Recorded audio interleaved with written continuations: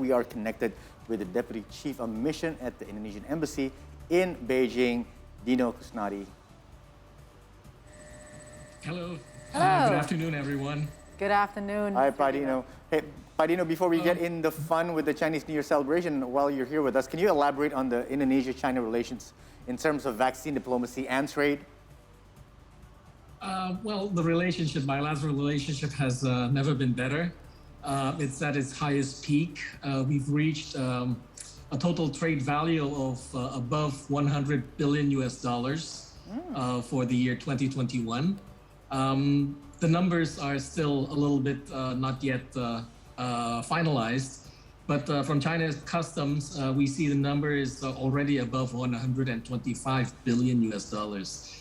And that this is a remarkable number because from 2020 last year, or to 2 years before, that number was only around 78 billion. So there's a significant amount of increase.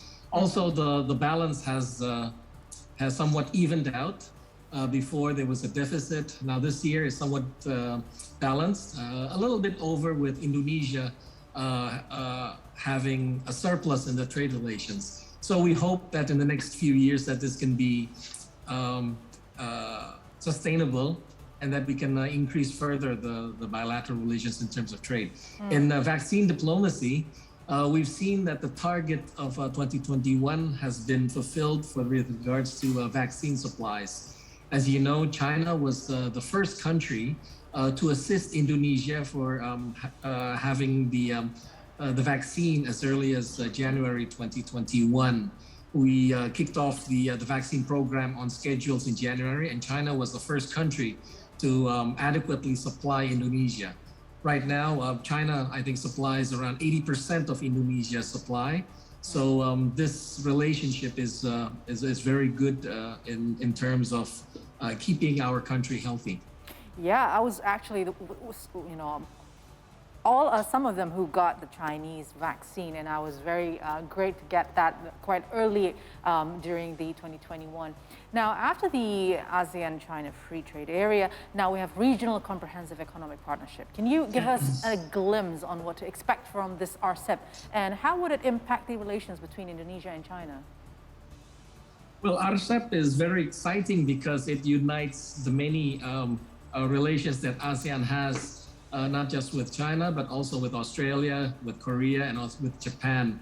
So the merging of all these regional collaborations that we had that was before separated, now it's united. So there's a lot of excitement, especially here in China. In terms of openness, of course, the ASEAN-China has already give out a lot of benefits.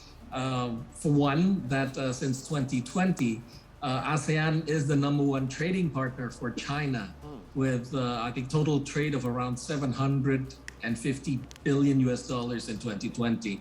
So as ASEAN becomes China's largest trading partner, now with RCEP, which integrates these other regions from the collaborations with Japan, Korea, and also with Australia, would further excite the trade relations because it's ease of doing business, but also it gives a symbol to perhaps to the world that indeed free trade is possible, especially now since RCEP is one of the largest trading collaborations that we have in the world.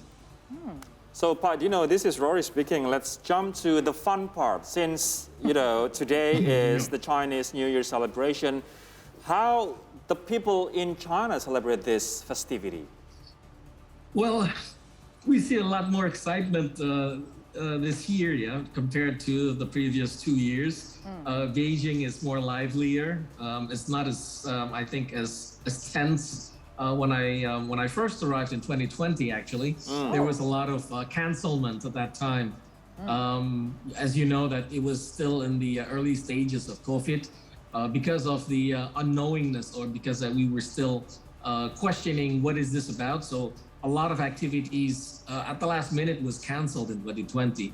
And in 2021, we saw that it was also some sporadic new development cases in China, and they were very, I think, trying to maintain a very low numbers. And because at that time, we were still questioning whether the cold weather would further spread at that time. So again, there was a lot of cancelments. This year, of course, we see it's a little bit loose, but there's still a very strong cautiousness by the government.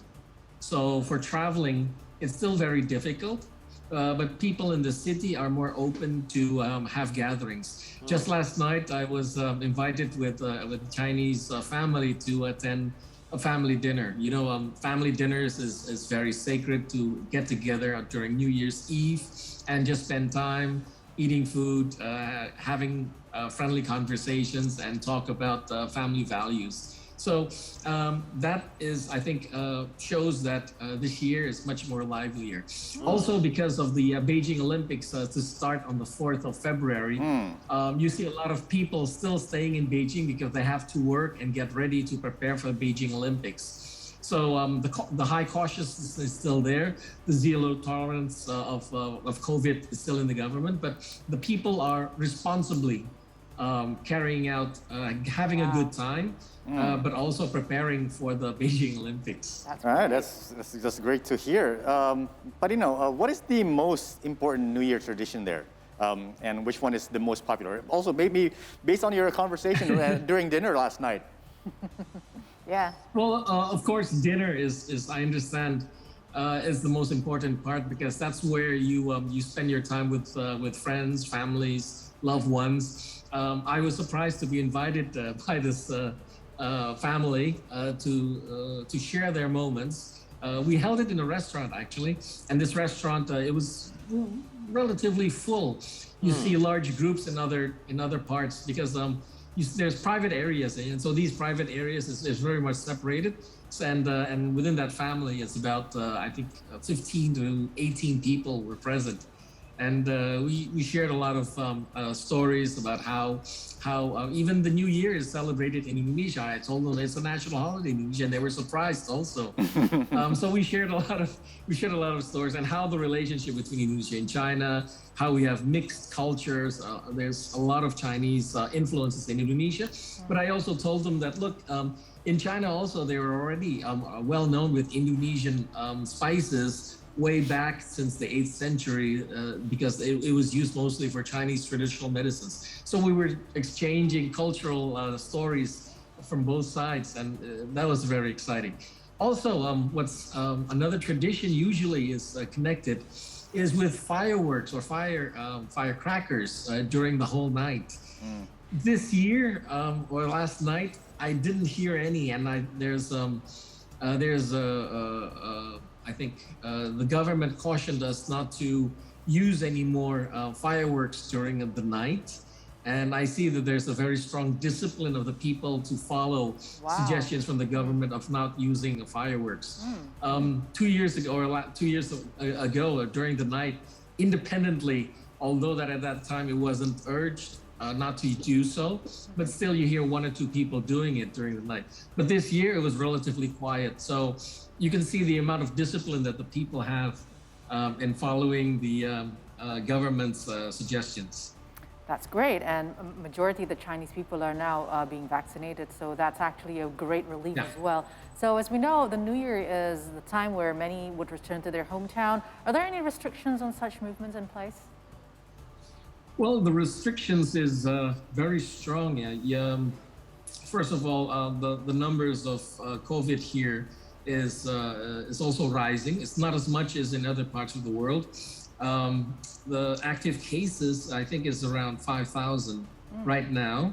And daily new cases is around 100 to 150. Wow. I haven't seen the figures. I haven't seen the new figures yet, but our embassy keeps a close monitor once a week on these new developments. But it is contained in 2 areas. You see cases where it first came up in Tianjin and in Shanghai. It was dealt with very swiftly, where a certain housing complex or small areas is contained, and they have mass rapid swab tests. last week, there were some new cases of 3 or 4 people in my district, Chaoyang in Beijing.